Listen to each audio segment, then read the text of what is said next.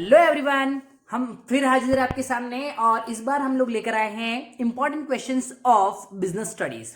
तो वैसे तो आपको पता ही होगा कि आपका इकोनॉमिक्स के बाद जो पेपर है that is BS, that is business studies. तो चलिए स्टार्ट करते हैं बीएस के पेपर के साथ। और ये इंपॉर्टेंट क्वेश्चन जो मैंने आपको दिए हैं वो पिछले कई सालों के पेपर को ध्यान में रखते हुए और एक्सपर्टीज नॉलेज से प्रिपेयर किए गए हैं। तो आई होप आपको ये क्वेश्चंस जो है बहुत हेल्प करेंगे आपके एग्जामिनेशन के लिए, और आई होप कि ये आपको पूरे में से पूरे नंबर दिला दें। तो चलिए स्टार्ट करते हैं पहले क्वेश्चन के साथ। The first question is right definition of management and it's characteristics, objectives and the function. दूसरा क्वेश्चन है define different levels of the management and importance of the management. तीसरा है डिफाइन एमबीओ एंड एमबीई, जिसके अंदर MBO का मतलब होता है मैनेजमेंट बाय ऑब्जेक्टिव एंड दूसरा है मैनेजमेंट बाय एक्सेप्शन। आगे की तरफ बढ़ते हैं। क्वेश्चन नंबर 4 सेल्स प्रमोशन क्या है। आगे की तरफ बढ़ते हैं क्वेश्चन नंबर 5 की तरफ। Explain any 4 principles. एक्चुअली इसमें प्रिंसिपल का स्पेलिंग थोड़ा सा मिस्टेक है तो कोई दिक्कत नहीं है। So explain any 4 principles, PRI NCI PLES, sorry for that, ये मेरी से मिस्टेक होगी। तो principles of management given by the fail.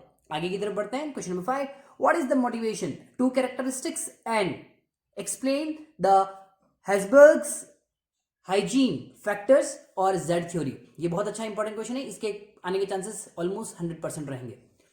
Question number 6 meaning of the leadership and it's 6 qualities. तो लीडर की 6 क्वालिटीज लिखनी है, लीडरशिप की नहीं। लीडर की 6 क्वालिटीज और लीडरशिप क्या होता है उसका मीनिंग।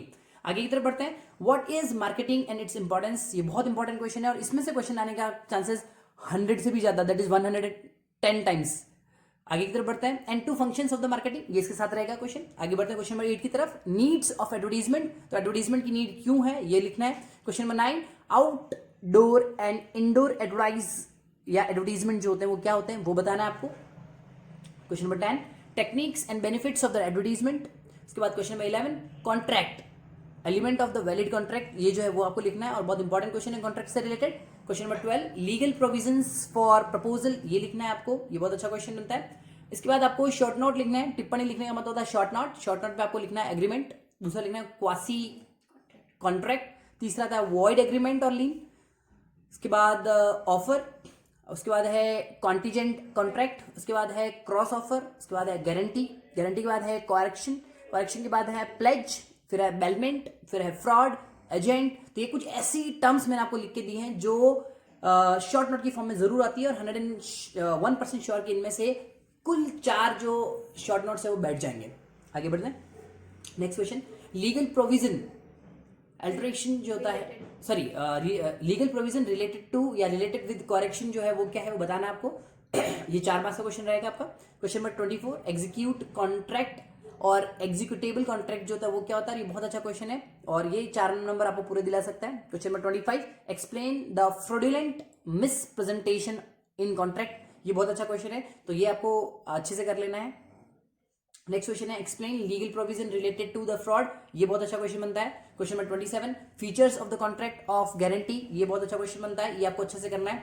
ये नेक्स्ट क्वेश्चन बता रहा हूं मैं 28 राइट ऑफ द ऑनर, ये जो भी लिखा हुआ है आपके सामने है ना, तो ये जो आपको लिखा हुआ है द राइट ऑफ ऑनर जो लिखा हुआ है ना, एक्चुअली इसमें थोड़ा सा सॉरी द राइट ऑफ पानर PAWNOR जो क्वेश्चन लिखा हुआ है तो इसमें बहुत अच्छा क्वेश्चन बनता है और ये क्वेश्चन आपको ऑलमोस्ट श्योर मिलेगा इस पेपर में।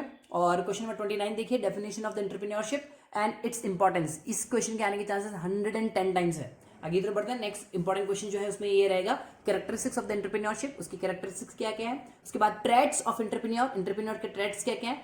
फिर नेक्स्ट क्वेश्चन में है define EDP and 2 objective and 3 importance of the EDP, तो ये बहुत अच्छा क्वेश्चन है और ये आप जरूर करें।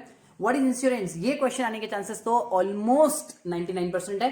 तो what is insurance and different या डिफरेंस बिटवीन इंश्योरेंस एंड इंश्योरी, सॉरी अश्योरेंस एंड इंश्योरेंस जो है वो आप अच्छे से कर लें क्योंकि ये भी आने के चांसेस बहुत ज्यादा हैं।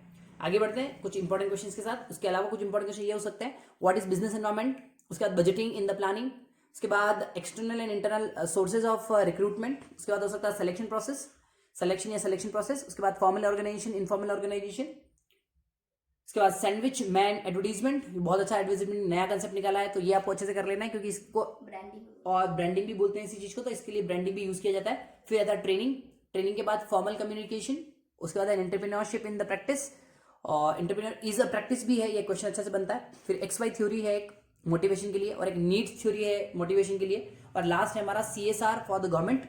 ये कुछ अच्छे क्वेश्चन है जो आपको जरूर कर लेने हैं और इनके अंदर से ही पेपर कंप्लीट बनेगा। इसका शॉर्ट नोट एक और देख लीजिए आप। फायर इंश्योरेंस के ऊपर एक शॉर्ट नोट आ सकता है, मरीन इंश्योरेंस के ऊपर आ सकता है, CSR के ऊपर आ सकता है, 2 फंक्शंस ऑफ द इंश्योरेंस आ सकता है, फिर सोशल सिक्योरिटी के ऊपर एक क्वेश्चन अच्छे से बनता है, और एक qualification of the insurance agent जो है उसके लिए आ सकता है। तो ये कुछ इंपॉर्टेंट क्वेश्चन है। उसके अलावा जो क्वेश्चन बन सकता है उसमें एक GST बन सकता है। GST के बाद two name of the document which are enclose with the application for taking registration, ये आ सकता है। उसके बाद वो ऊपर वाला जो क्वेश्चन था वो GST के साथ ही एडेड है। उसके बाद एक और क्वेश्चन है explain the insurance provide protection, तो ये कौन सी प्रोटेक्शन प्रोवाइड करते हैं, ये एक अच्छा क्वेश्चन बन सकता है, तो ये आपको जरूर करना है। फिर यूनिवर्सिटी ऑफ मैनेजमेंट, तो यूनिवर्सिटी ऑफ मैनेजमेंट के अंदर आपको मिलेगा management is invisible power, information role of the management, ये बताना है आपको इनफॉर्मल रोल और इन्फॉर्मेशन के हिसाब से। फिर प्रोफेशनल मैनेजमेंट बताना है, फिर सेल्स प्रमोशन बताना है, कॉन्ट्रैक्ट बताना है, कोऑर्डिनेशन बताना है, कंट्रोलिंग एंड इट्स प्रोसेस बताना है। तो ये बहुत अच्छा क्वेश्चन बन सकता है। और सबसे लास्ट जो हम लोग लिखते हैं, कुछ फुल फॉर्म से पूछी जाती है आपके चैप्टर के अंदर या आपके पेपर के अंदर, तो उस पेपर में आपको मिल सकता है SWOT, SWOT।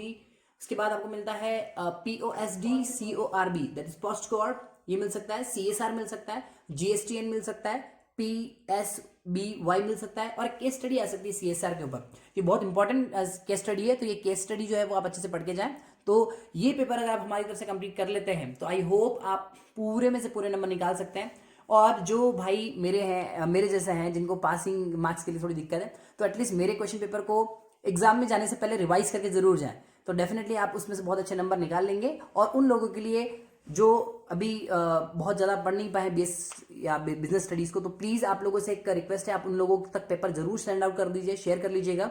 और all the best for examination, and I hope corona से बचने के लिए आपने सारे के सारे वी कैन से बचाव कर लिए होंगे।